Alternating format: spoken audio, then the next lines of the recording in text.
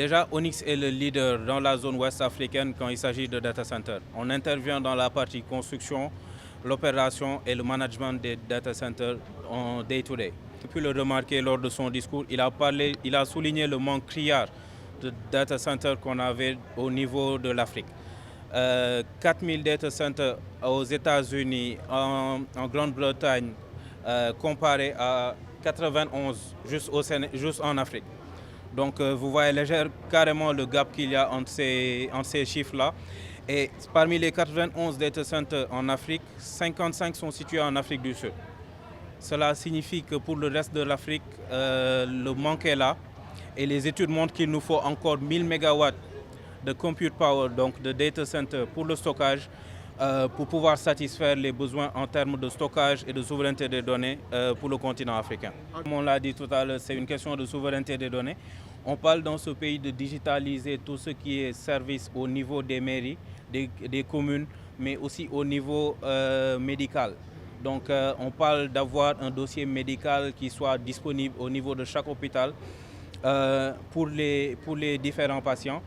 Et toutes ces infrastructures-là, tout ce projet de digitalisation-là nécessite des infrastructures capables de pouvoir stocker ces informations-là.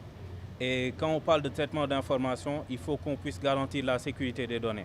Par là, on parle de disponibilité des données, on parle d'intégrité des données et on parle de continuité d'activité. Donc on ne peut pas se permettre de stocker des données importantes sur un serveur qui marche une fois sur deux. Les données doivent être intègres. Cela signifie que personne ne doit pouvoir accéder à ces données-là et les modifier sans y avoir une autorisation préalable. Et la confidentialité, les données médicales d'un patient, c'est privé.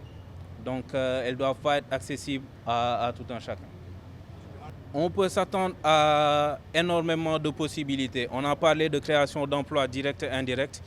Donc qui dit digitalisation dit que tous les acteurs sur la filière vont avoir, on va dire, leur part de marché, si je peux m'exprimer ainsi.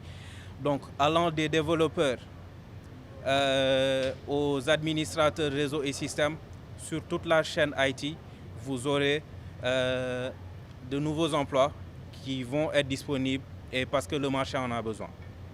Comme je l'ai souligné lors de mon discours, parmi les services que nous fournissons, le principal, c'est la colocation. Donc, c'est la partie hébergement d'infrastructures.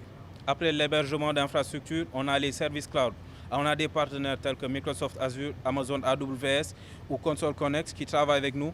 Mais on a aussi l'aspect sécuritaire. On a une entreprise, une de nos filiales, CCDOC, qui intervient dans le domaine de la cybersécurité.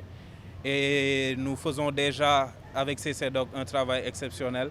Vous pourrez vous en rendre compte si vous demandez un peu ou si vous rapprochez un peu des agents du secteur bancaire. Ils vous diront combien CCDOC les assiste au jour le jour pour maintenir la sécurité de leur système d'information.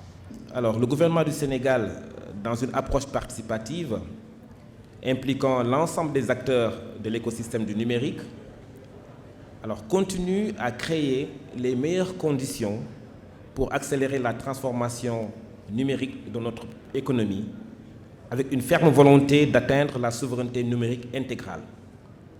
En effet, cette infrastructure est un pas important dans la mise en œuvre de notre stratégie nationale pour le numérique, la SN 2025, qui a été élaborée et adoptée en 2016 avec la mobilisation de tous les acteurs du secteur. Cette vision SN 2025 arrimée au plan Sénégal émergent est articulée autour de cette vision claire qui est le numérique pour tous et pour tous les usages en 2025 au Sénégal, avec un secteur privé dynamique et innovant dans un écosystème performant. Cette vision vise à rendre le Sénégal plus compétitif sur la scène mondiale des TIC. C'est ainsi que le chef de l'État, dans une vision futuriste et prospective, s'est résolument engagé à doter le Sénégal d'infrastructures de dernière génération pour renforcer la souveraineté numérique de notre pays.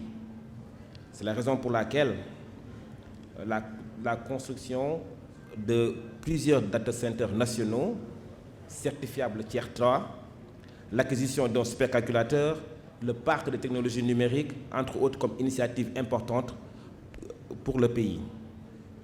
Donc nous sommes à l'heure de la guerre des données, raison pour laquelle la problématique de la souveraineté numérique constitue une préoccupation capitale pour le gouvernement du Sénégal. Mesdames et messieurs, ces données sont devenues un élément clé de notre économie moderne. Leur stockage et leur traitement efficace sont essentiels pour la croissance et le développement de notre pays. Ce centre de données permettra non seulement de stocker des données de manière sécurisée, mais aussi de les traiter de manière rapide et efficace. L'utilisation optimale de ces données pourra favoriser, bien sûr, l'innovation et la création d'emplois dans les secteurs des TIC. Posséder ce type d'infrastructure ici au Sénégal est un moyen de veiller à la souveraineté de nos données personnelles pour une meilleure sécurité nationale. D'après un grand penseur du XXIe siècle, le monde numérique crée une situation où il n'y a plus de secret. D'où la nécessité pour les pouvoirs publics, les entreprises et les citoyens de préserver les données personnelles des usagers pour éviter certaines dérives. Se pose alors la question de la régulation et de l'encadrement des réseaux sociaux. En outre, je ne doute pas que ce data center contribuera à améliorer les services en ligne pour les citoyens sénégalais, tout en offrant aux entreprises présentes au Sénégal des moyens pour accéder à de nouveaux marchés. Cela stimulera également la croissance économique en permettant aux entreprises et start-up de mieux répondre aux besoins des usagers. Mesdames et messieurs, je tiens également à encourager les entreprises nationales, les start-up et les organismes gouvernementaux à s'approprier cette technologie de pointe. Le centre de données sera un atout pour le développement de nos entreprises et notre économie. Cela s'impose à nous tous, de prendre soin de cette infrastructure et de former les jeunes pour une utilisation optimale.